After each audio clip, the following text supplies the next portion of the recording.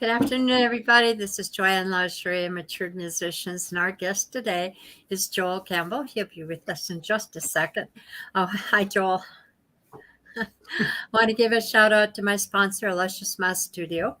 It's owned and operated by Chad Christ in Edgewood, Washington, and he has a very collaborative, creative environment set up for anyone who enters his studio. Primarily, he was set up for drummers and guitarists, but he's kind of incorporating the production of music as well.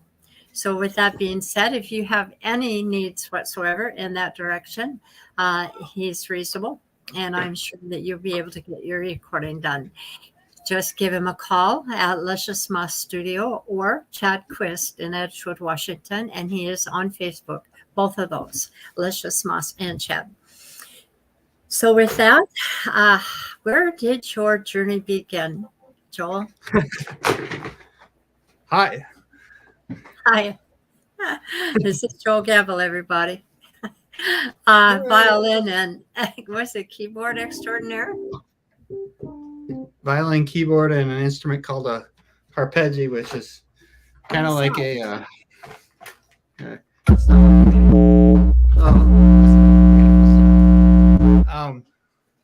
like a surfboard with strings on it.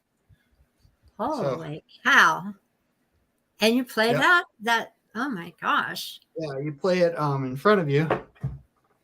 Wow. And it has the strings, frets like a guitar, but no sound comes out until string hits a fret. Oh, that's blocked by electronics. You tap it instead of strumming it. You can strum it once you have something held down, but. And you're going to be playing that today, right? Yeah, if I don't not play it because of technical difficulties here. Yeah, I heard that. Okay. Yeah. We do have somebody who's greeting us here. He has another fiddle violin player, Rodney Lander from the Hot Rod Spruce Band. He's a country violinist that plays country hot music.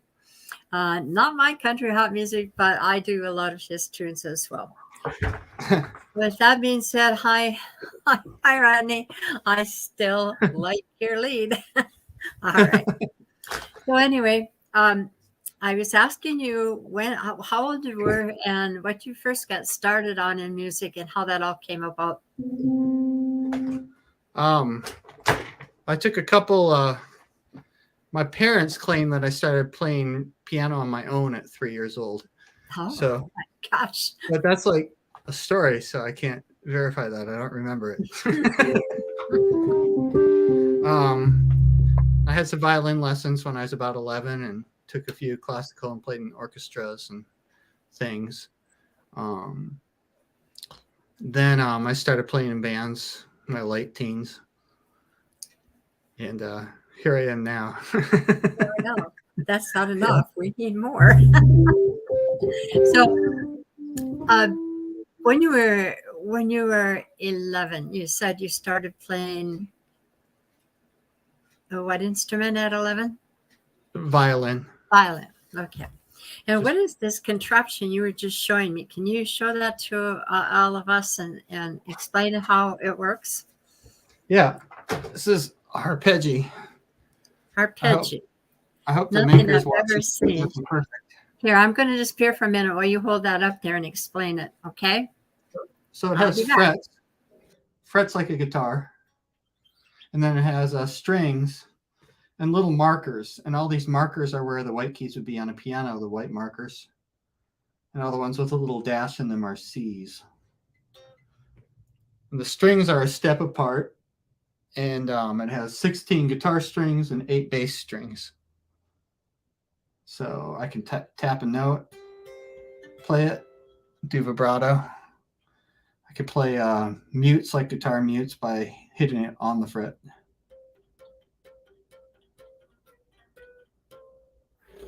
That's the arpeggi.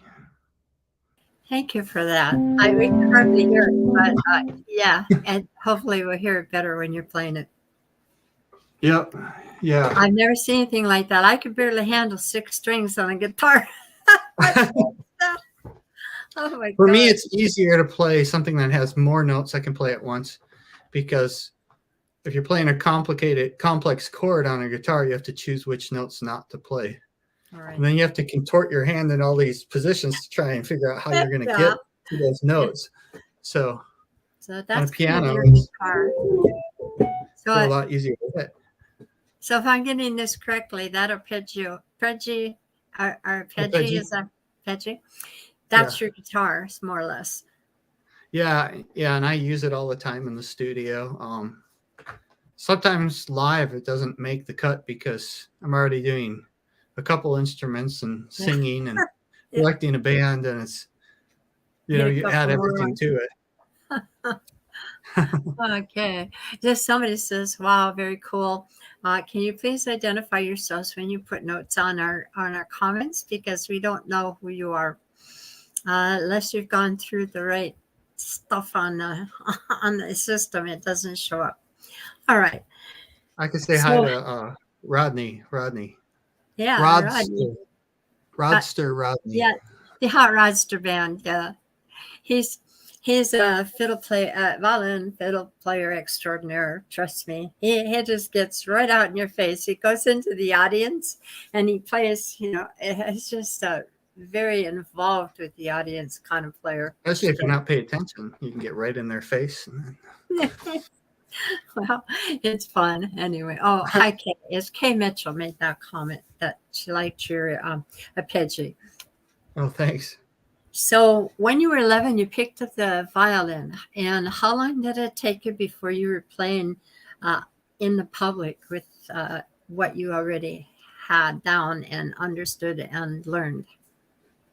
I had lessons in the typical common Suzuki method for a little while, and then I did some competitions in classical music, and I was en route to go to university and get the performance degree and everything.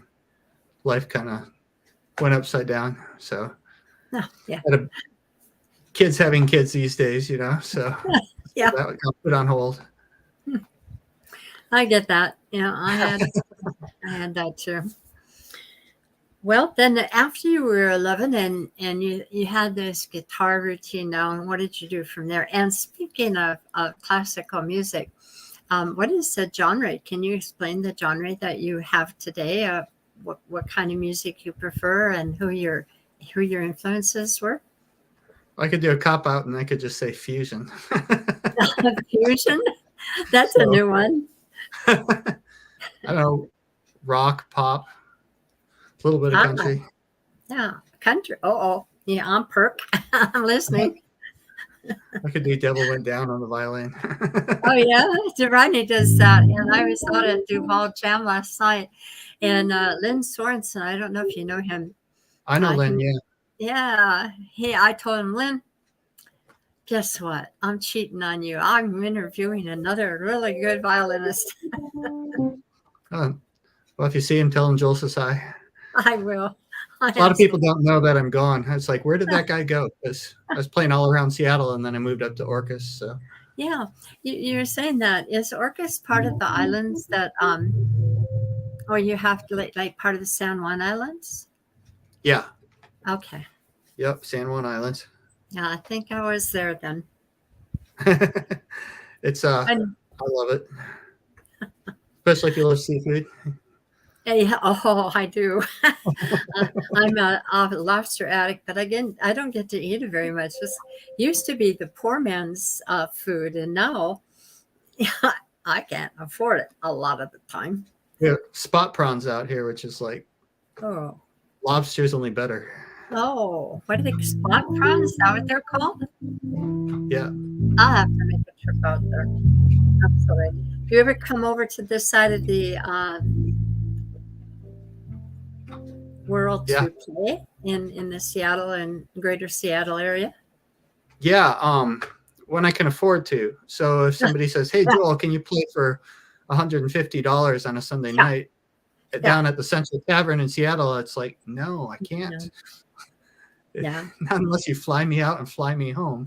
So if I go, Darren Jones and the Last Men Standing is a country band I've been playing with down there. And I have my own band. I started up Things on Strings, and that I've played a couple times down there and trying to get that thing going. So, All right. Well, I wish you luck. I understand that you have toured in Canada. Is that correct? I have played in Canada. So Oh. technically I've toured in Canada. I've played a few shows there. Played with Randy Oxford, who's now retired, but he was a trombone player who had a blues band I played with. Cool. And played up there with him. What kind of audience? Are there any? Is the audience any different in Canada than it is in the States? No, they just say "a" instead of "huh." Yeah. They watch hockey instead of baseball. Yeah, exactly. Or football. So moving right along, from 11, where did you go from there? What happened next? So you were taking violin lessons. That's where we left off. Yeah, and then I took some violin, some piano. I was a church organist for about 20 years. Oh my gosh! And then as an adult, I just gravitated towards making my own music, the things I wanted to do. Now you're a singer-songwriter too, right? Yeah. So I am a singer-songwriter. When did you begin that gig? When did you start writing? I started writing as a teenager, writing songs and writing things down, and then it's only in the past few years that I really pushed to play my own music. So I've recorded my own music and put it out, but my own music with lyrics. I've started to perform. I've been playing violin and keyboards and electric violin, fiddle, arpeggio a little bit in bands. And it's a lot easier to just play in somebody else's band and get paid, especially to do something unique. A lot of people tell me the same thing. It's like, you're what makes my music different or special or something like that. And I'm thinking, Right. I'd like to make my own music.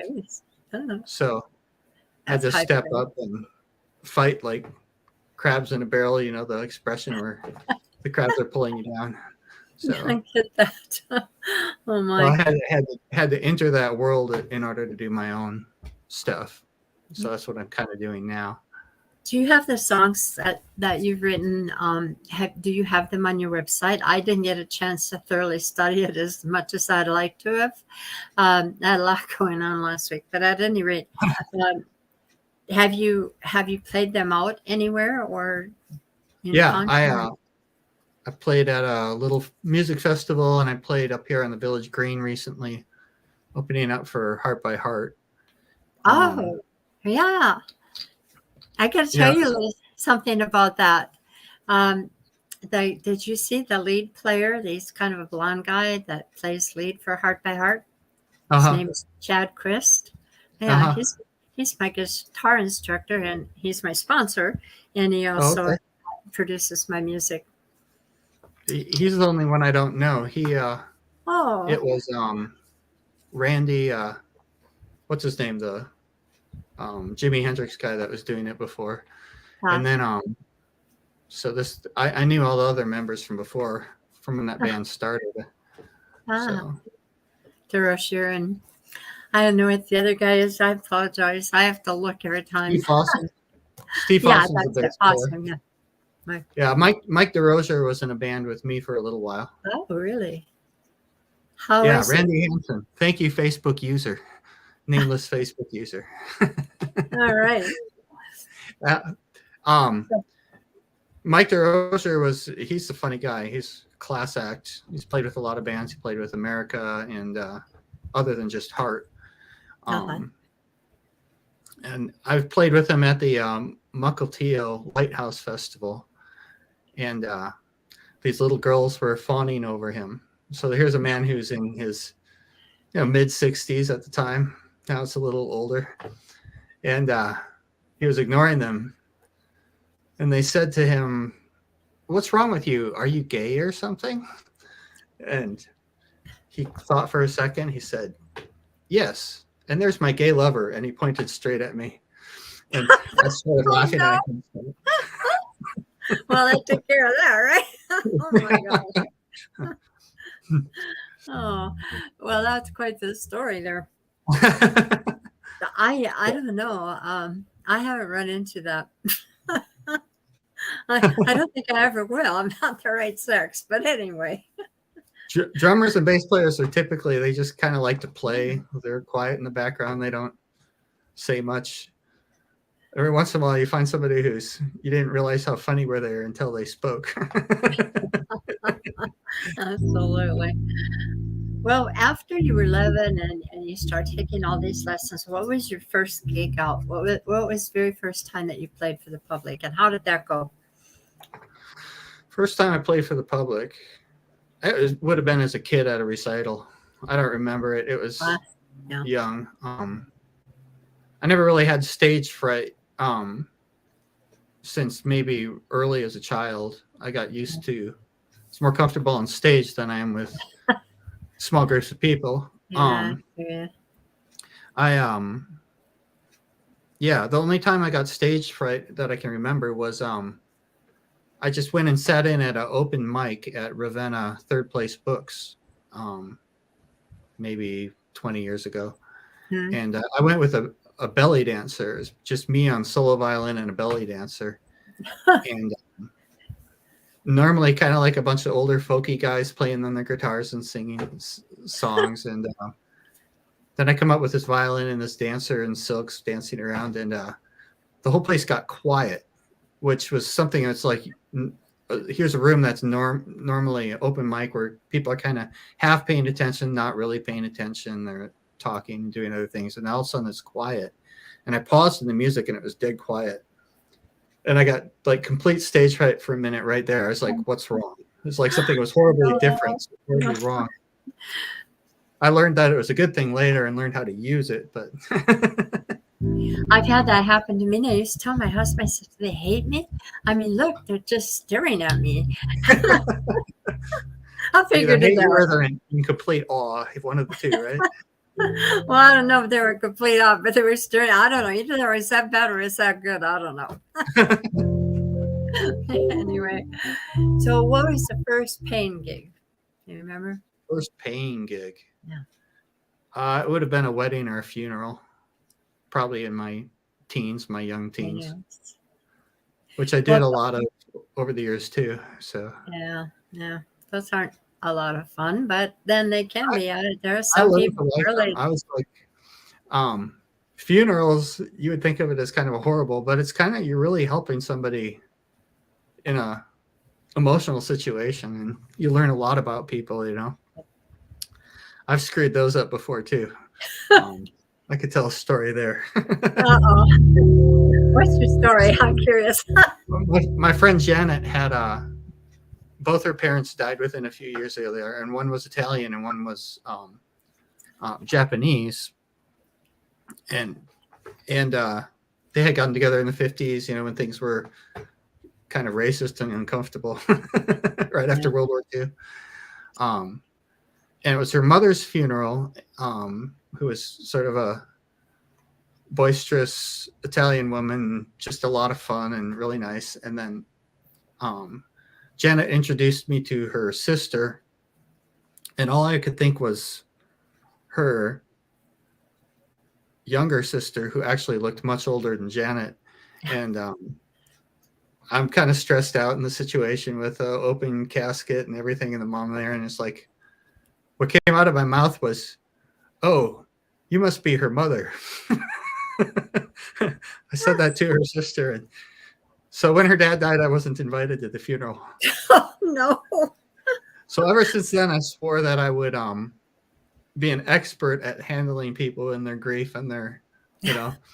And so a funeral is kind of a last minute, well-paid gig that, or usually you say celebration of life, Right. where you really have a chance to like enhance what what's going on in their life. So. Right. You know, some of them, I mean, it depends upon the people, but what little I know about funerals in my family, they are usually, people are just glad to be reunited, and they have a good time. They enjoy the whole event. So Yeah. And music is part of that. Yeah. Absolutely. So as we're moving along here, a little bird told me that you would be interested in playing for us. Is that correct? I can play. I had some technical difficulties that I didn't overcome here. Uh-oh. So Are my you keyboard's not- working. Is that hearing okay? Can we get it louder, or is that the loudest yeah. it comes? I can get it louder. Okay. Can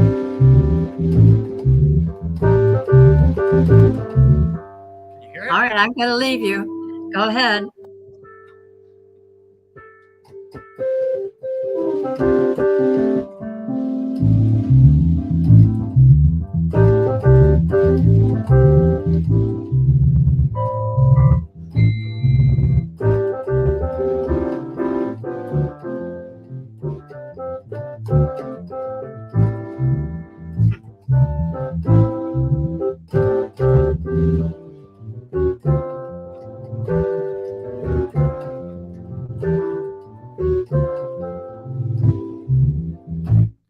It's a brave new world.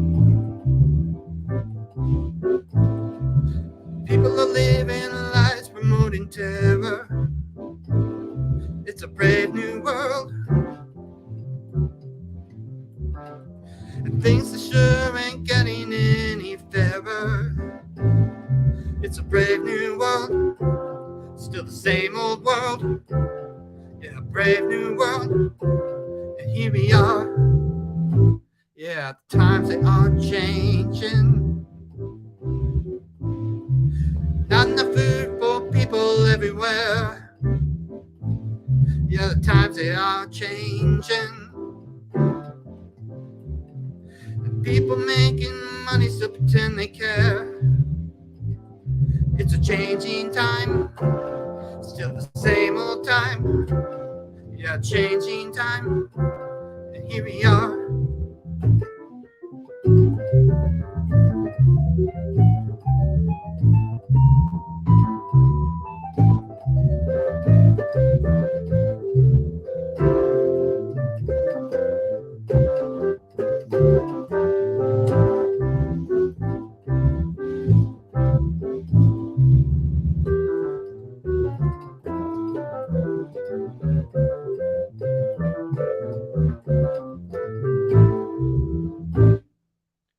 It's a brand new day.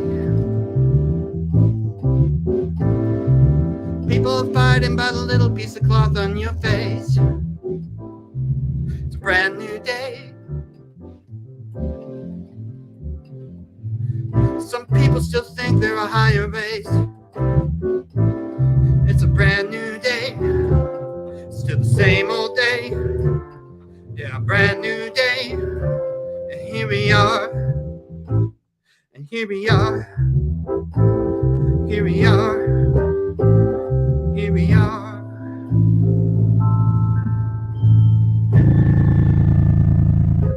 Bravo. Thank you for that. Is that something you wrote, or is that's actually a song by someone else?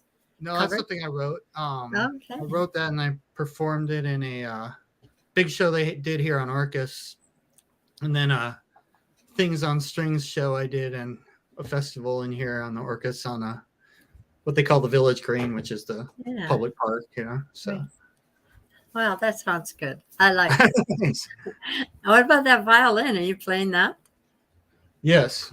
Let me plug in the amplifier. We got a nice piano working song from Rodney Landert. Rodney? Yeah. He has a piano song? He said nice piano work and song. Oh, thanks, Rodney. Appreciate it. And hi, Rosie Smith. Rosie Smith is a friend of mine, likes to tune in each Monday. I appreciate her support here. And hi, Rosie. I want to make sure that you hear me say that. He's getting his violin, so it might take a minute. I don't know, but that looks electric. Of course. All right. What song are you going to do, Joel?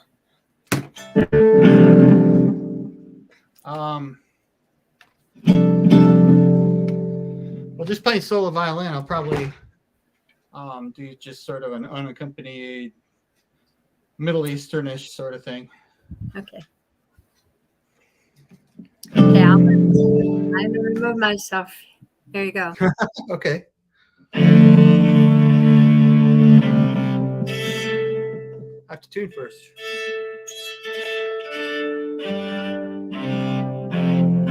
Okay.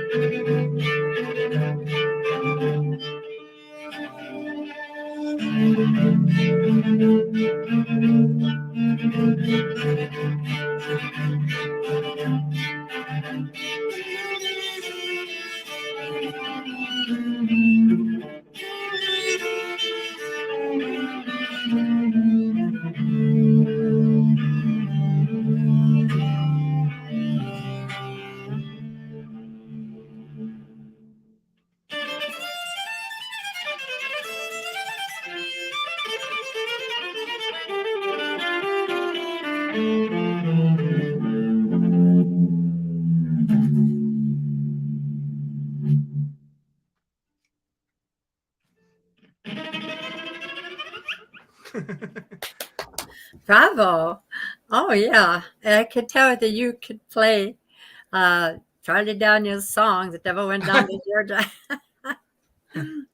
I thank you very much for that. I really like the violin. That's one of my things. I hire Lynn to play violin and fiddle on some of my songs because I just love the soulful sound. Well, if you have a good gig and Lynn can't make it, let me know. Yeah, I will. I already told him I was going to replace him with you, but he didn't take me serious, I don't think. Yeah, I've played with Lynn a few times. He's a good guy. Have you? Yeah, and he's you know the theme song from Sopranos? Yeah. Woke up this morning.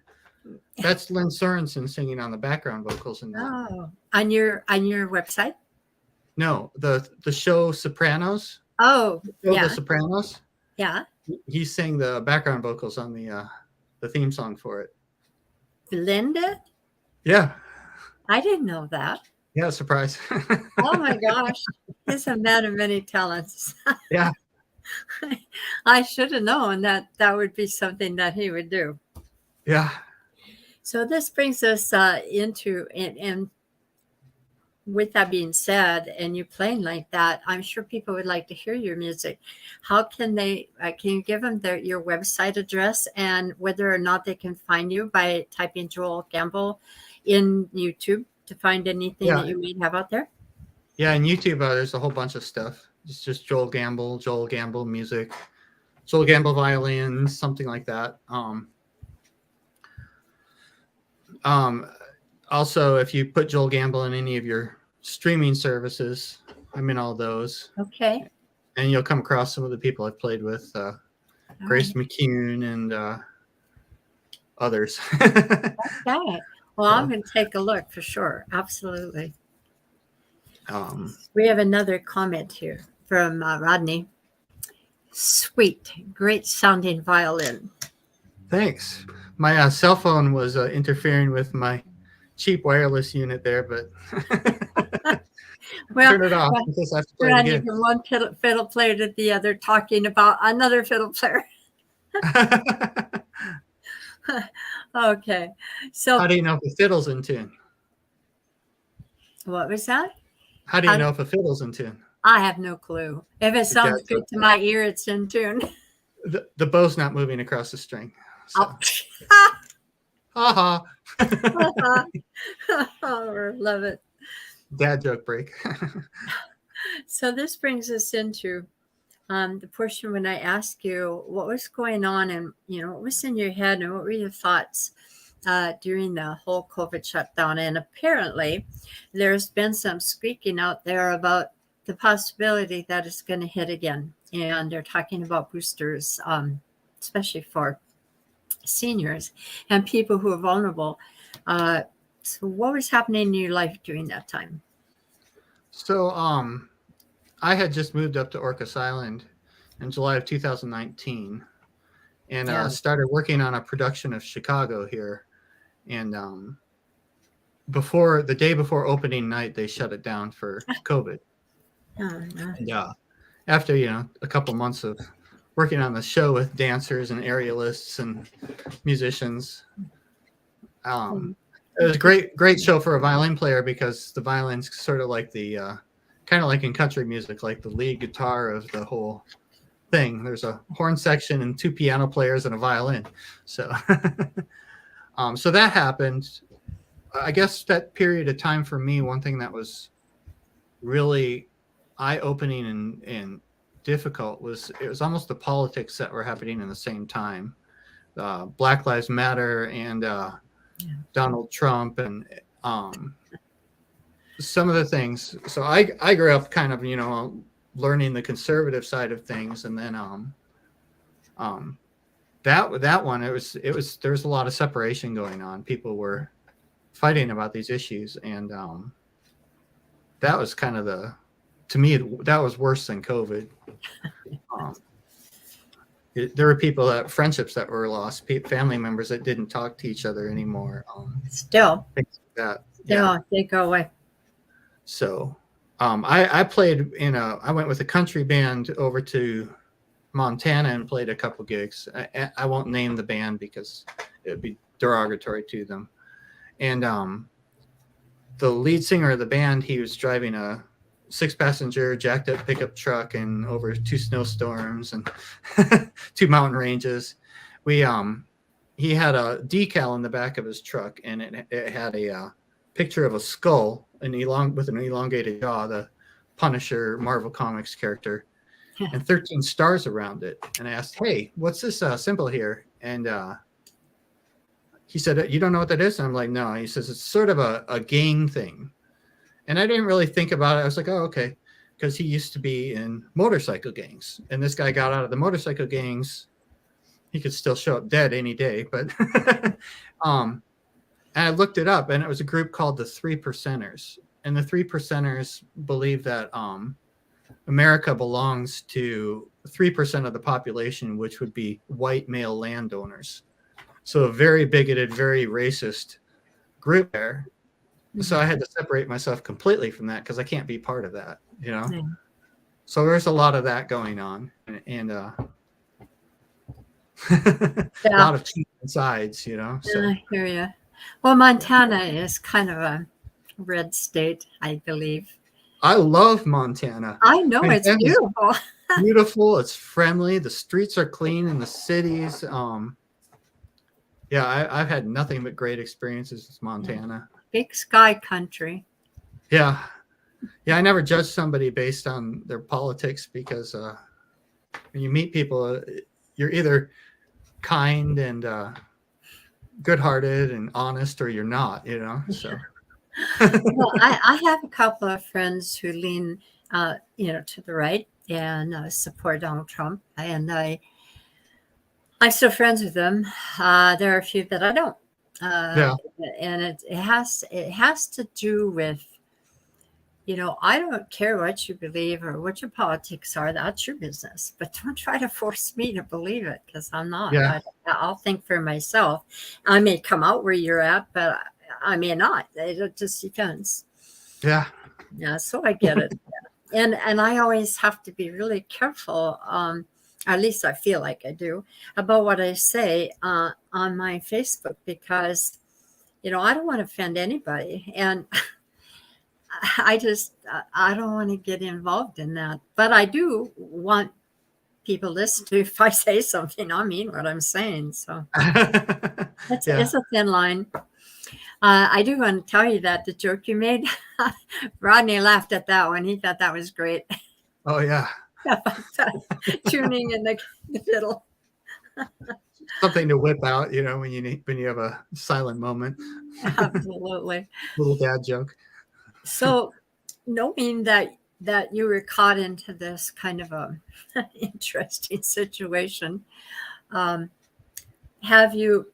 What is or I shouldn't even ask you this because it's maybe political, and I don't mean it to be that, but what is Orcas Island like? And as far as their music world, of course, we don't live there, and I've only visited once in my lifetime, so I really don't know much about the island. So it's you have when you think of like Seattle and you think of like left wing sort of leaning. If you think of Seattle that way, you think of lots of rules and laws and things like that. You'll go to a rural area and they might lean left, but they don't want extra rules and laws and restrictions. That's why you moved out of the city into the country. So Orcas Island is definitely out there. You can't get any farther away until you're in Vancouver Island, just the next surrounded by water. Yeah. That said, so there's a lot of people who lean right, a lot of people who lean left. People like to be left alone. They like their freedom. There's also a lot of people who are really conscious of environmental issues and careful what there's a lot of electric cars out here, and gender choice friendly. So a lot of people identify as they and them, which I think we might need to still work on because it's plural and that's confusing. But but I love that you can just be yourself and do what you do out here, and you belong there. So it's kind of sometimes like the island of was it the island of broken toys or misfit toys from the old cartoons? So a lot of people that just weren't right in the main civilization, so we moved out here. Yeah. Expatriated from the continent, If I remember this island, and I don't know if this is Friday Harbor or San Juan's or or whatever the different places are out there. It's been so long. I'm sorry, I don't know. But isn't there a lot of artists on Orcas? Yeah, there's a disproportionate number of artists and musicians. We have live music going on all over the place all the time, which is fantastic. Hopefully they find a way to make money doing it, Who's saying it's Joel? Long time no see. Who are you? Hi, Joe and Joe. Andrea. Hi, Andrea. Hi, Andrea. Oh, no, she's been hearing me say these things about the fiddle players. That's like Lynn Sorensen, Andrea, right? Yeah. Oh, okay. The one it has been a while. I was firing last night. Andrea's been around. She's seen a lot of my music career from. Oh, really? I didn't know 20, that. 25 years. Well, they get around. I think, and that piece that you said, that theme song from uh, Sopranos. Sopranos. Yeah. Yeah, I would have never known that. He gets around, doesn't he? Yeah, if you listen to the background vocals, you can recognize it's him Yeah. and Ori Moore. What is this Ori song Moore, called again? Woke up this morning, I think. Okay. Woke up this morning with a 6-gun in my hand. Something like that. I will listen to that.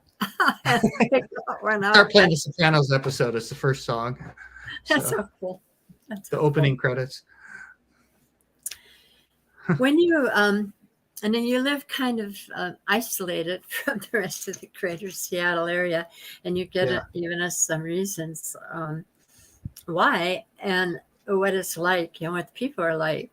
And obviously, these people must feel pretty free because they're very creative, and the products, the artwork that comes out of the island is amazing. And I'm not sure whether it was Orcas or not that I was on, but they had all these shops, and you could go in there and buy just about anything you want art-wise. Yeah. I still have that. Oh, yeah. Yeah. Okay. Yeah, very much. And given that, would you say that living on that island has helped you be more creative and had an impact on your music and the things that you're doing today? Oh, absolutely. One of the biggest things is that, like I said, I can't, leaving the island and coming back it's a journey. It's not easy. It's difficult to do. Especially in the storm. So I can't go play at the Oxford and Snohomish on Saturday night because I'll make $100 and it'll cost me that much to get there, and then I'll have to sleep in the ferry line to get back again, you know.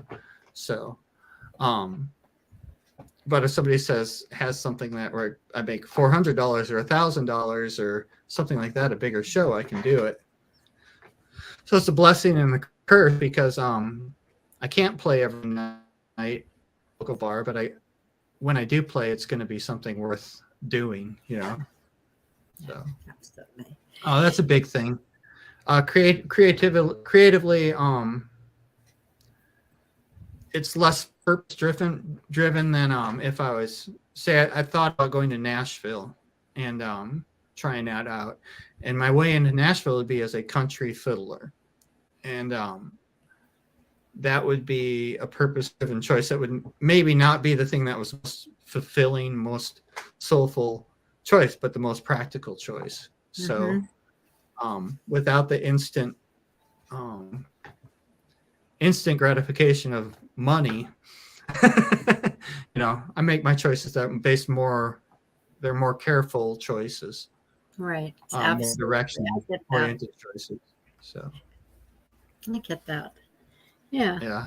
I speaking of Nashville, I'm not a fan. I guess eventually I'll get there if I live to be that long. Live that long. But I like the flavor here. I come from Minnesota. Same place. I come from Minnesota too. Yeah.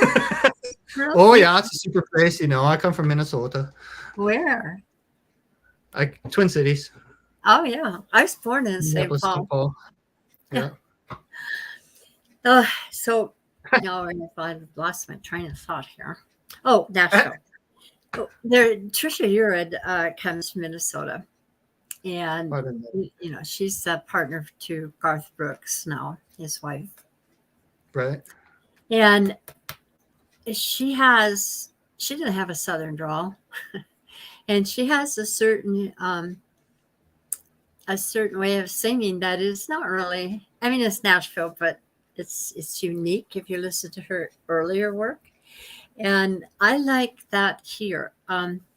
Nashville Sound are all the same players. They play for all the stars, whatever, and they have sort of a generic sound.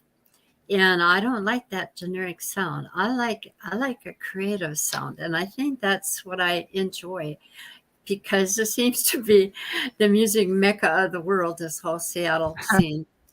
And I like the country that comes out of here that's unique. I mean, players that come from this area, they don't have a Southern drawl.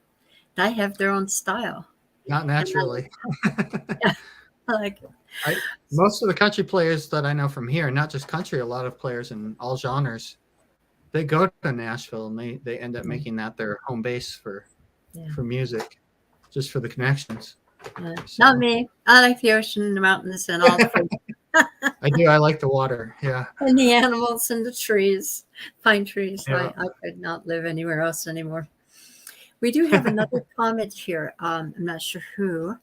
Can you read that? It's kind of a long comment. It came in at 2:43. Good to see people tuning on. We'll be coming in state for a music award. We turn down gigs too, as it is now with the travel of times. Canada and Canadians are a hard sell, and most of our followers are from the States at 56%. Well, Canada, I love you. You guys are awesome. But you don't usually pay enough for me to go up there. I would love to spend more time in Canada. We have a musician exchange program. So they have a band up there. I just love they come down to Bellevue every now and then and plays very selective places called Eagle Eyes. Have you ever heard of them? No, don't know that one. They're a tribute band for oh gosh. The Eagles? Yeah, the Eagles, of course. yeah. And they're just so super. Their harmonies are spot on. Their instruments are spot on. They're a great time. But and I also, talking about Heart earlier, they didn't know that the Canadians were listening to their music. So when they finally toured in Canada, they found out that they were really loved by the Canadian people and they were listening to their music. They were very surprised. So I hear. Oh, wow. Yeah, I was told that by Roger Fisher. I talked to him about some music and he was telling me that story. So what things do you have right now that you're working on? Do you have any studio things going on? And do you have any recordings coming out? Do you have any gigs within the next 2, 3, 4 months? Yeah, I have my new band Things on Strings, which we'll have recordings coming out and gigs on the calendar. I don't yet. I still have to make the website, do the promo work, get the press together that I've accumulated, all that fun stuff that a self-managed musician. It takes a lot of time to be It's kind of like a baby without a babysitter. Yeah, absolutely. Take care of yourself, change your own diapers. Awake at night, right? Right. Oh, sorry, I interrupted you. What'd you say? Oh no, that's fine. And then I have that. I kind of want to do a winter show here with some musicians that I've played with from around the world in Seattle. And call it Around the World in a Night and start that here in the theater and maybe go do some theaters down the coast a ways, Seattle, Portland, whatever. Right. So that's kind of in the works too. So what do you have, like a 5-year plan or do you see 5 years in advance where you want to be? 5-year plan. Oh, that's a grown-up thing to do. That's a mature grown up. So it's not such a specific plan as I make my choices carefully. So it's you have a limited amount of time and energy, and you have to choose where to put it. So there's things that I'm getting good at saying no, thinking no to things, so that I have time to do the other things. Right. So my 5-year plan is to get as much music out there as I can in media and just get her done. Yeah. Gotcha. The industry's changing so fast, and there's really the only way to make money that I can see, unless you're Taylor Swift or something like that. Casinos are a pretty good gig, but I was going to say live performance. So casinos are a good gig, but on my list of things not to do is a tribute band. So yes. So I just don't want to do that, so I'm not going to. So I hear you. Somebody said, can you put your name on this? I'm not sure who's talking to us, but it says, yes, I agree. We have a low wage here in Canada. We do some covers, but mostly our own music. So it takes some effort from us to put it out there and get a big reaction, although it's received well. Vancouver, BC is not far from you. Maybe if we get a show to fill, we would love to have you visit. Oh, awesome. Can you Well, tell maybe us we could who you are? exchange. Pardon? What? I'm Maybe hoping we they'll could tell us who they exchange. are. Yeah. Send us a message. Love to talk Yeah, to you. absolutely. Brian, Especially if you have a friend with airplane. Brian Harris. Nice to meet you, Brian Harris. Yes, absolutely. Yeah, I can imagine the challenges that you have. It's kind of everywhere. And even here, um, those bands that are well known after COVID, they get the gigs, and the people that are just coming up, you get them, but it takes a lot of effort. It's not just there like it was once before. It's changed. And a lot of what I'm seeing is it's changing to computers and online things like StreamYard and musicians playing online, and especially independent artists. And there are a few radio stations now that are not big, huge stations. They're the kind of local broadcasting systems that are playing independent music. And that's one of the ways here that we get that music out. There's a new one coming up. You will see it posted. I think I just might have put something on Matured Musicians, but do look for that. I will make sure that you get that information. So if you're a songwriter, you want to get your song out there and heard, it goes all over the place. It's not just local, it's also national.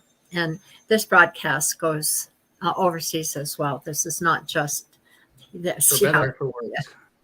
I was out of town the weekend, whatever. Right. Whatever you're searching for. So what was the worst thing that's ever happened to you in your musical career? Worst thing? Yeah. And then I'm going to ask you to follow it up with the best thing to take it all that away. Worst thing that happens. Maybe nothing worse ever happened. I mean, I could say something funny that happened that I wouldn't like to repeat. I was playing with Tara McCormick and the Gangstas of Love. We're playing on a big stage, opening up for Keith Anderson or I forget, one of the big names in country. And somebody holds up a cardboard sign with a thing written on it, and I'm just thinking, oh, that's kind of cool. Yay, you're my hero, or something like that. And it says, tell your fiddle player his fly is down. So it's like they're fiddling away. They say, rock out with a cock out. That's kind of what I was doing. Oh, no. That would be the worst, yeah. Thousands of people out there, and it's like, okay, that's the takeaway. We do have another comment for Brian Harris before we go on to the best thing. Can you read that? Yeah, I relate to it too. Brian Harris of ages 2020. Many bands here have undercut rates. Sadly, we have done a ton of benefits and like to give back. Yeah, and that's the thing too, is about playing benefits. So I played a benefit recently for CDOC Society, and this is an environmental organization that's pretty much the wealthiest of the wealthy people, especially on the island. And they paid me pretty well, so I'm pretty happy with it. But you can do a benefit, and the benefit can still pay the musicians to play. The music doesn't necessarily have to be donated. It can be paid. And I'm okay with that, If I do a benefit for free, it's going to be like to cure cancer or something like that. You know what I mean? All right. So I did two of them this year. I've done a lot of benefits, and I've done things for free. But one thing that I don't think that, say, for example, Bite of Seattle, everybody plays Bite of Seattle for free. And it's not even for free anymore. It's pay to play, or last time that I was involved in it, where They don't even give you a parking pass anymore. They don't shuttle your gear to the stage. They don't cater any food. You show up and Yeah. play. And their reasoning is, well, you get to play in front of thousands of people. It's like, okay, well, they may or may not be paying attention, but they could pay people for that. There's a lot of money going through there. So yeah, I get that. I absolutely get that, and I don't know why they do this, but yeah, for free. So if you think about what a musician to make, let's say for the sake of argument, you think a musician should make $50,000 a year. That's a well, some do, but rarely. That's not a huge amount of money to make. No, barely enough to live on. That means if your income's coming from performing on the weekends, from Friday, Saturday, Sunday, you would have to make $1,000 that weekend and play every weekend of the year in order to make your money. And that's one way to think about how much a musician should get paid. Rather than $100 to haul $15,000 of your gear to a bar that gets out at 2 a.m. and brave a dangerous alley, you know. Get it? Yeah. A few of those around here. Yeah. So. Oh Lord. So, what was the best thing that ever happened to you in music? And probably there's a lot of them, but yeah. Yeah. I think the best thing that happened is, for me, I would say recently, when I played the show here on Orcas Island, we actually played 9 shows. I think it was 9, maybe it was 10 of this production that we did. And one of them was my song, accompanied by a full dance troupe, a choir, a rock band, aerialists, and the reception I got was just great. It was like everybody's favorite thing of the night was my song. It was so humbling and like I'm very thankful for that. So yeah, I get that. Absolutely. Yeah, what I poured my heart into, when that goes over well, that's the reward. You know, makes it all worthwhile, right? Yeah. What would you like to tell the people that are listening? Obviously, I have people here that are established musicians and been out there for some time. And I have people that are not so established. So what words of advice or what thoughts would you like to share with them about the whole experience that you've had in your journey? So I'm the type where it's like I'm a musician to the core. I have to do music. I'm not right if I don't music. If I don't do music, not everybody's like that. Some people can do it for a while and just stop. I've seen that. No. It blows me away. It's like, I don't know how you can do that. They just move on to another part of their life and they're done with it.